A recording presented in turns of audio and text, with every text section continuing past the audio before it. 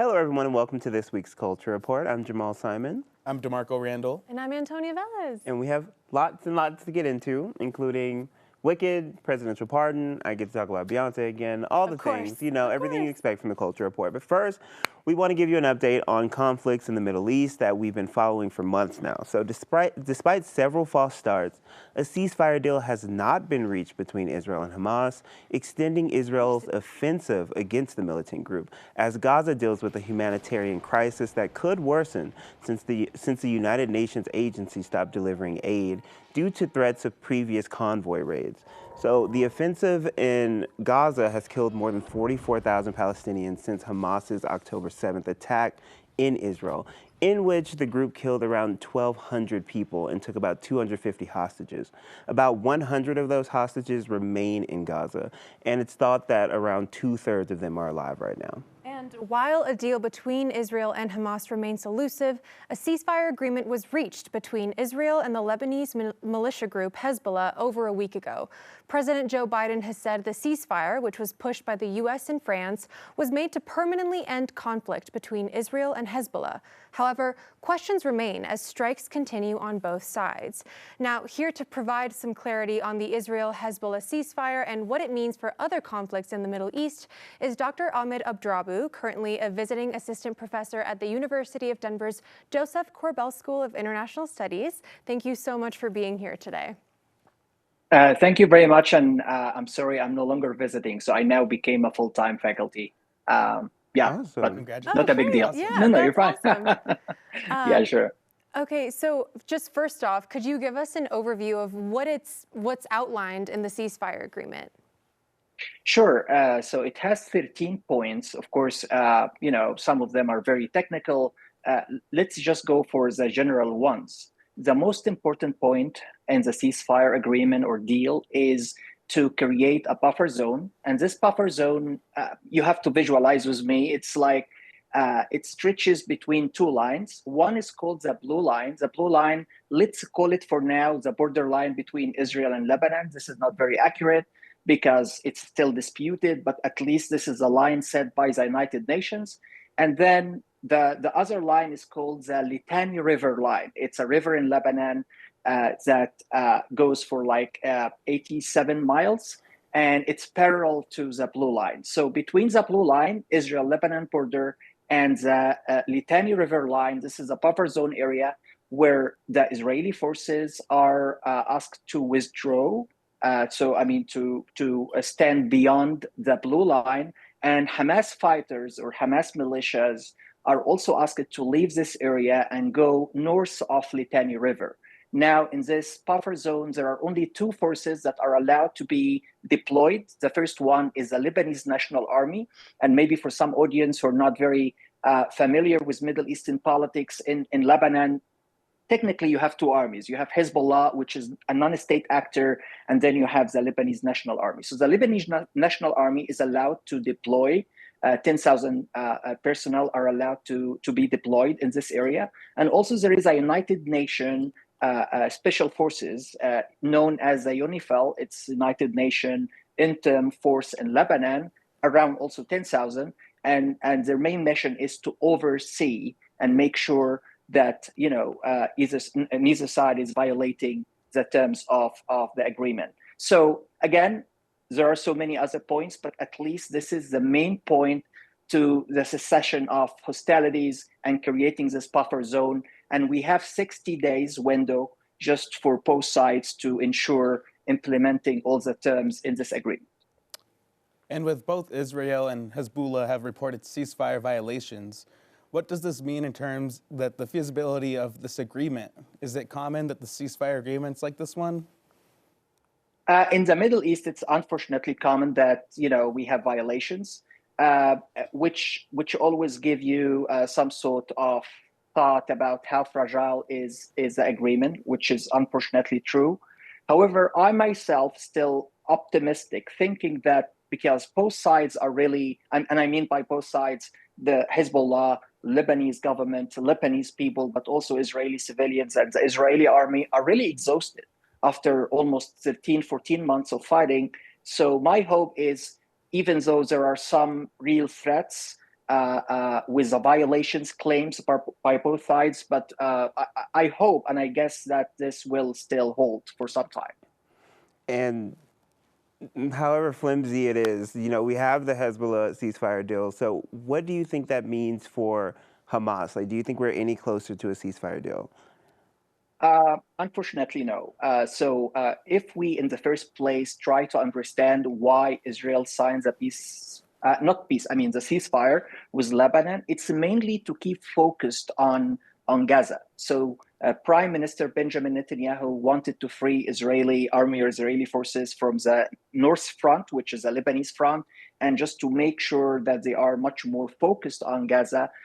So what we know for sure is the United States and other international actors have been trying, and regional actors as well, have been trying to exert pressures on both sides. But unfortunately, it doesn't seem that we're close. And because both sides, and I mean by that Hamas and Israel, are insistent to just keep going till they achieve what they call the goals of the war, which again, it's a real tragedy for civilians, unfortunately. Right, thank you for that explanation. And Dr. Abdrabbu, you kind of touched on that in your previous answer, but we know the International Criminal Court, which is the world's top wars crime court, issued an arrest warrant for Israeli Prime Minister Benjamin Netanyahu, as well as his former defense minister and Hamas's military chief for alleged crimes against humanity during the war in Gaza. This and other accusations, like you said, pressure against Netanyahu came prior to Israel's agreement of a ceasefire deal with Hezbollah. Do you think this had any influence in that decision? And could this outside pressure a deal between Israel and Hamas? I know you said not recently, but what could that look like in the near future?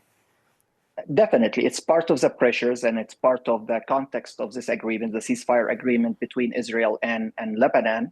But again, for Hamas, it's much more complicated, unfortunately.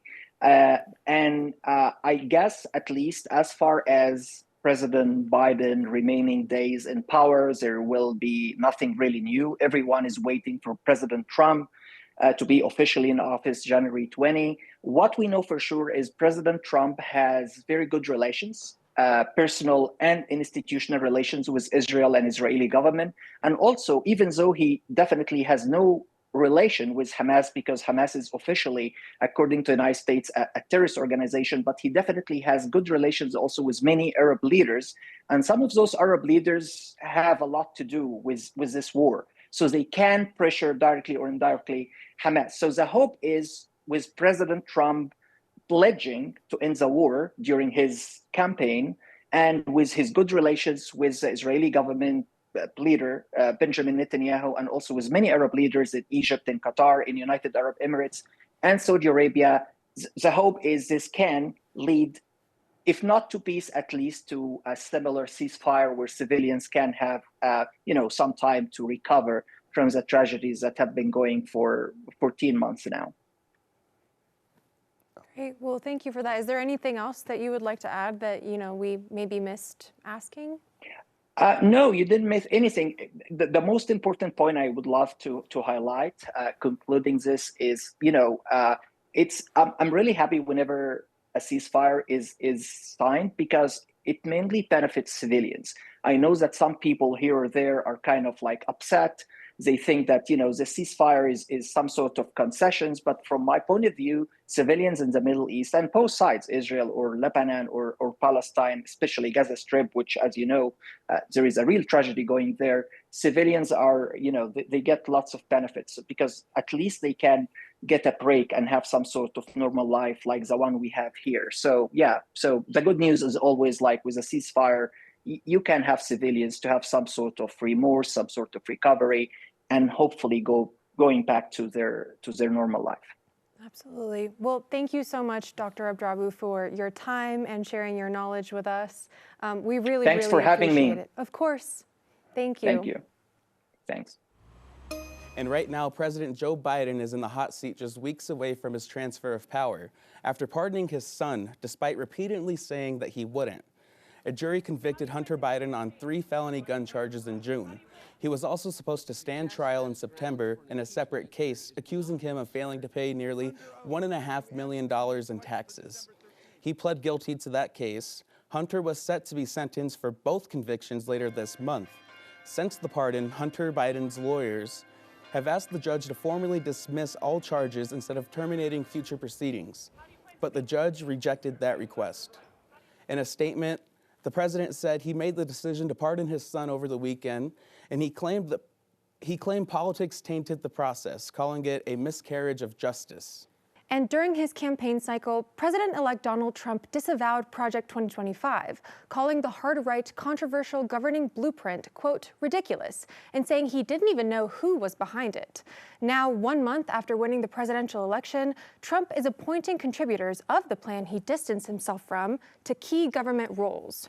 Most notably, Trump nominated Russell Vought, a Project 2025 co-author, and his former director of the Office of Management and Budget, for a redo in that position. Now, he also tapped Project 2025 contributors Tom Homan and Brendan Carr as his border czar and FCC leader, respectively. PBS reports that Trump has picked at least 6 contributors of this plan to be in his administration. Of course, when it comes to the cabinet, the Senate still has to approve the president-elect's picks, but it's rare that it rejects nominations. Something bad might be happening in Oz, but something great is happening at the box office. Thank you. I wrote it myself. So no matter where you look, the Wicked movie is there. Billboards, commercials, social media, you name it. And it's for good reason, if you ask me. So the film had an opening weekend that broke records, or should we say, defied gravity, rising right to the top. So the beloved Broadway musical's film adaptation starring Ariana Grande and Cynthia Erivo had a global debut of over $164 million. This was the biggest opening weekend for a Broadway adaptation since Les Miserables, the third biggest opening weekend of 2024, and the 4th largest opening weekend for a musical in U.S. history, according to NBC Universal. That's huge. Literally, I mean, honestly, like, truly, we know how movie musicals are. We know you have to walk in, like... Yeah, I mean, because especially the diehard fans are going to be your biggest critiquers. Yeah, for sure. So, like, especially since, like, walking in, like, did Mean Girls come out this year? Mean Girls the musical? Or Maybe was it was last year. I feel like it was this year, but I could also be wrong. I feel like that was a big... I was really excited for that, and they somehow managed to flop. But anyways, we're not talking about that. We're talking about Wicked and how amazing it was. Guys, it was so amazing. I was Shout out Ariana. sobbing. A lot of people's biggest, their biggest gripe about the casting was that Ariana Grande was playing Glinda. And I was like, you completely forget that she is Ariana Grande, like, genuinely. Completely. Like, she turns into Glinda. Yeah. She is Glinda in that movie. The vocals are top tier. Some of them, like, we love Kristen Chenoweth in this household. Never disrespect Kristen Chenoweth. Absolutely. However, she somehow... Like, some, no one mourns the wicked. Sorry, it's just better than the original. I'm so sorry. That's my opinion. It was just better. I'm sorry. I don't know if it was better. I do. I think that it was really, really, really, really good. And I think Cynthia as Elfie, oh my God. I mean, phenomenal. Unbeatable. I can't wait for Act 2. Unbeatable. And a lot of people are praising it. Oh, also, I need to call some of y'all out. I don't know what y'all are doing, but Marissa Bodie, who plays Nessa, what's her name? Nessa Rose, Elphaba's little sister. Why are y'all bullying this woman? Yeah. Why are y'all bullying this woman? I don't understand. I feel like, of course, you can be mad. Her be in peace. You can be mad at Nessa Rose, the character who is Elphaba's little sister. Yes. You know, she's a little... Listen, she's a little shady. You know, she did not make the right choices in that film. However, that's a character, my love. Like, and people are, well, she had to speak out and say, like, oh, it's so funny that you guys talk about, like, you know, the house dropping and blah, blah, blah, blah, and all these things are funny. But, like, when you start attacking her disability, because Nessa Rose is in a wheelchair, and so is Marissa Bodie, and it's like, now we're attacking the wheelchair, and it's like, why are you attacking my disability? Right, you can the attack disability the character, is not fictional. But it's a real thing. That's whack. And people are like, well, I think you're just taking it too seriously. We're just jokes. And I'm like, you can joke about lots of things, but my disability is not one of them. No, that's way too far. I haven't seen the film yet, but I do want to see it. You have to. But it's only because Ariana Grande. I know that's a hot take. No, or whatever, no, it's whatever. okay. And But I think that that's the case for a lot of people, which is why I'm excited for people to go watch it. To go watch, it's truly, and not just the performances, but also it's just a big movie. People keep asking me how it was, and I'm like, I don't know, it's just big. It was just like a huge movie. Like they built the sets, they have the huge train, they have the costume. It's just it's a movie. Right, and what it symbolizes to a lot of people. Well, the book kind of goes more into it. I have personally have not read the book. Have you? No, absolutely not. I Oh, can't do yes. it. But yeah, it I'm just terrified. a lot of the discourses that I'm seeing on social media is how this kind of reflects a lot of things that are Happening going in on right society. now and have gone on in the past. And so I think the deeper hidden meanings, the little metaphors, the symbolisms, that is what I think makes a film or a piece of art great. Yeah. And that is something that I noticed a lot in this particular film. And so I just encourage people to watch it. Please. And be prepared to cry, because I was bawling in the AMC Cherry Creek. I was bawling I've seen in it my chair. 3 times, and each time was there a feels like song, the first. like a part of the movie, like a musical part of it What- that you loved the most? What What is is this this feeling? Okay. Was amazing. I mean, plus the wizard and it was honestly great. And plus Everything you get was like great. a 20-minute version of Defying Gravity, which why not? Follow that yellow brick road. Why not? Yes. Period. We also get a little tea about the Yellow Brick Road too. But yeah, definitely see it. Really, really good. Tell them I sent you. You will not get a discount, but Okay, moving on. 2024's Model of the Year made history while recognizing the history that led her to where she is today. 21-year-old Alex Kansani was named Model of the Year at the British Council's Fashion Awards, becoming the first openly transgender person to win this award. Now, this isn't the first time the California native has broken records. She's believed to be the youngest openly trans model to sign with a major modeling agency, and most recently, she became one of the first trans models to walk the Victoria's Secret fashion show, period. In her acceptance speech Monday, Kansani recognized the historic nature of this win and thanked those who came before her, highlighting the role of Black trans women specifically. She closed out her speech saying, quote, "Change is more than possible, it's needed." I love thought that was Alex so great. Kansani. I know. She's hilarious. She's so funny. I She didn't even cracks know me she up. was a model for the longest. I was just like, oh, she's just a TikTok comedian. She's hilarious. Yeah. Is she in any films or like shows? No, so that I for know those of you of. who don't know, including you, she kind of like rose to fame by posting like funny TikTok videos during the COVID-19 pandemic. But I believe she's been signed to like a major modeling agency like since her teens, like early mid-teens. So it's nothing really new for her. Nothing new. You can also catch her in the Charlie XCX's 360 video. Oh, yes, Very absolutely. iconic. But also, I just really I love and appreciate someone that can recognize, like, knows their history and knows that, you know, they did not do this themselves. And that Absolutely. it was decades and decades and decades of work done by people before them. So I feel like I love that she's able to celebrate that, because, like, when I see her win, I feel like that's a win for all the people that came before her. Like, that's all, especially all the Black trans women who paved the way for all trans women to have the opportunities that they do now. Yeah, all trans So, people. queer people in Yeah. general. I like, think an interesting aspect of this too is that I feel like a lot of people might think this trans movement is something new or something that hasn't been happening, but trans people have been around for many of years, centuries, Right. you know? Yeah. So Yeah. for her to be able to look back at that history and recognize that is, like you just said, huge. Yeah, I mean, I think trans people have been here since forever, and something that I've also been seeing people kind of talk about on social media is how this is a huge win, right? But this doesn't mean that, you know, this doesn't negate the struggles that trans folks are still dealing with. As we know, a lot of trans folks are getting their basic rights targeted. There's a lot of bills trying to be passed to kind of boycott certain things, book bans when it comes to gender affirming care, things like that. And so I think that this is a win that we have to celebrate. And I love, like you said, Jamal, that she's recognizing the people who paved the way. But this isn't just being like, oh, trans folks are now, you know, making big moves in modeling and like now they're having representation in the media. That doesn't mean that their struggle is over. We still need to, you know, be aware that she is things one are of the happening. few. She is one of the few. She's one of the Still few. lots of work to be done. Yes, absolutely. let's go ahead and hop into our good news of the week. Oh, great. Thanks, Jamal. A Colombian athlete broke a continental freediving record. 32-year-old Sofia Gomez held her breath for more than 3 minutes while remaining submerged 106 meters underwater, according to local news sources. The Pereira native is also a civil engineer, period. Okay, and now for all of you football fans out there, you might have noticed something different this week on your favorite football player's foot. During weeks 13 and 14 of the NFL season, players are encouraged and welcome to wear cleats supporting a cause of their choice. It's part of the My Cause, My Cleats initiative. Players have the option to donate their cleats to an NFL auction, and all the proceeds from the sale go to the respective cause selected by the player. They call her the queen for a reason. If you can rely on Jamal Simon to do one thing, or two things, it's talk about Beyonce. So, Billboard just crowned Beyonce the greatest pop star of the 21st century. Billboard says B topped their list because of her 25 years of influence, impact, and evolution.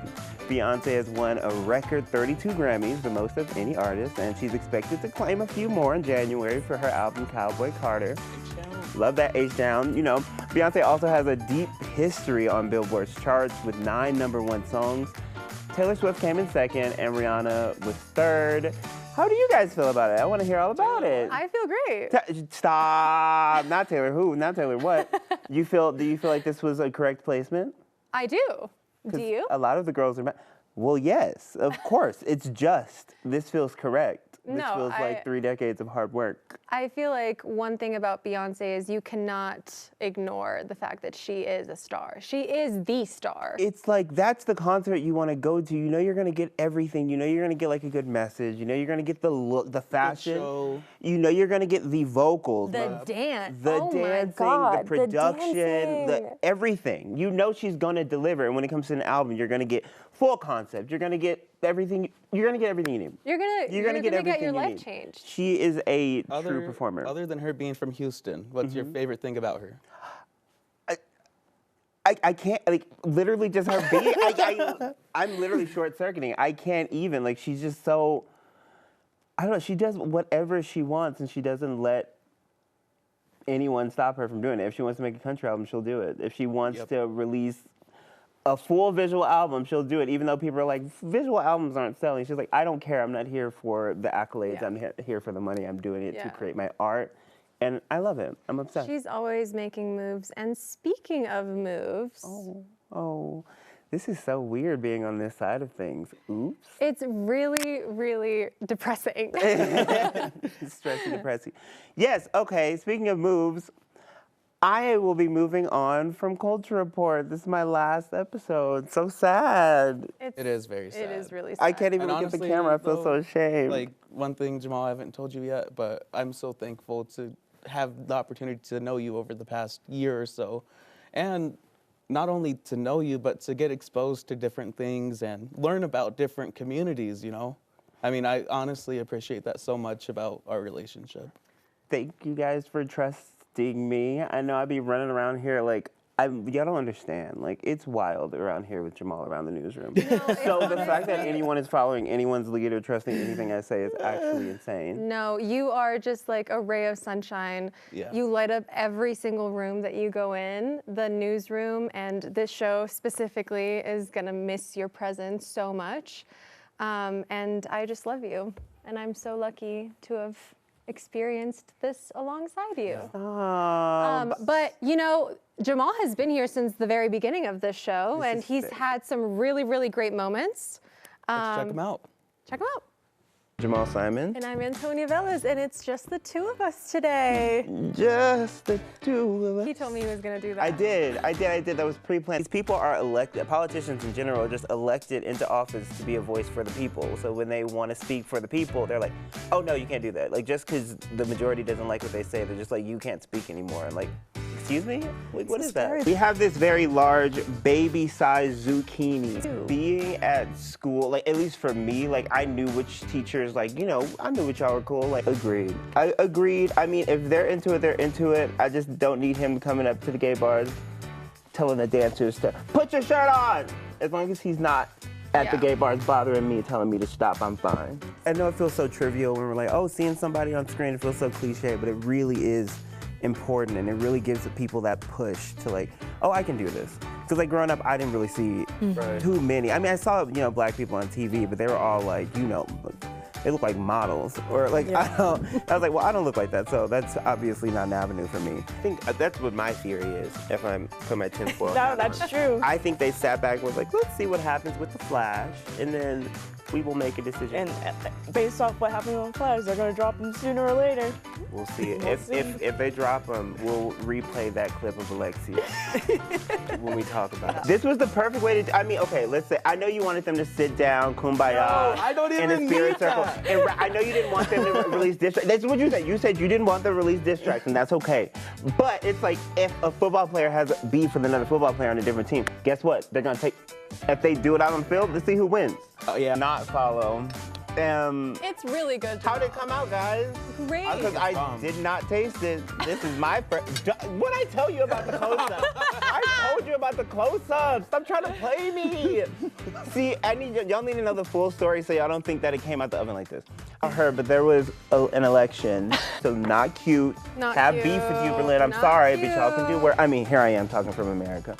But, oh baby, my black can't be replicated, okay? Listen, I've been growing it out. We'll talk about that later. As soon as we was talking about this story, Jamal started fluffing his afro. I started conditioning it. It took me hours to detangle. It's cute though. It's cute. So what? My mom is amazing. I love her so much. She's an icon. She is a legend. She made me. So we love that. Like, what doesn't she do? I mean, I know she's so sweet. I love her so. I know, right? Come on, face. But no, she's so sweet. Like even when we be having it out. Like I still love her so much. She's a nurse. She's amazing. I've seen her go through school. Like she's faced so much, and she's always come out on top. So, Mama, I love you. Oh, I love it. I do love my mom. What I hate was that mac and cheese. Why would y'all do that? That was my favorite part. Why would y'all do that? And you know what? It was actually really, like, it was so well spiced. It was just cheesy enough. If we're gonna talk about the mac and cheese, I'll say my final thoughts in just a moment. But if we're gonna talk about the mac and cheese, I want y'all to know that I had first of all.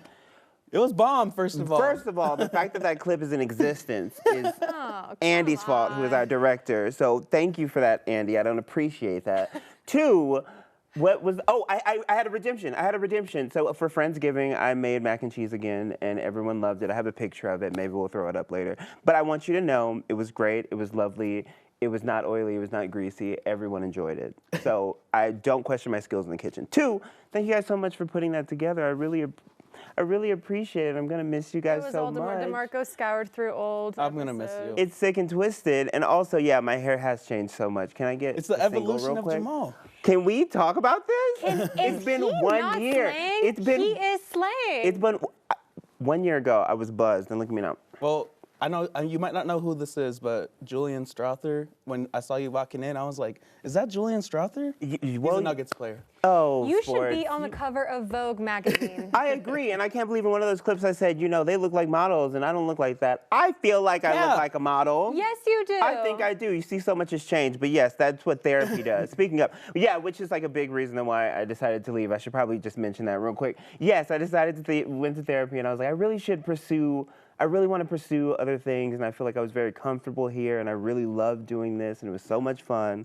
But I was like, I want to do more. I want to grow, and I want to travel, and all the things. So hopefully, I get to do all of that. And you will. And we're gonna miss you so much. I'm excited. I'm gonna miss you guys. I'm gonna miss you guys. Thank you guys so much for joining this week's Culture Report. They'll be back eventually. I won't, but you can always watch all of our episodes on 9 News Plus and 9news.com.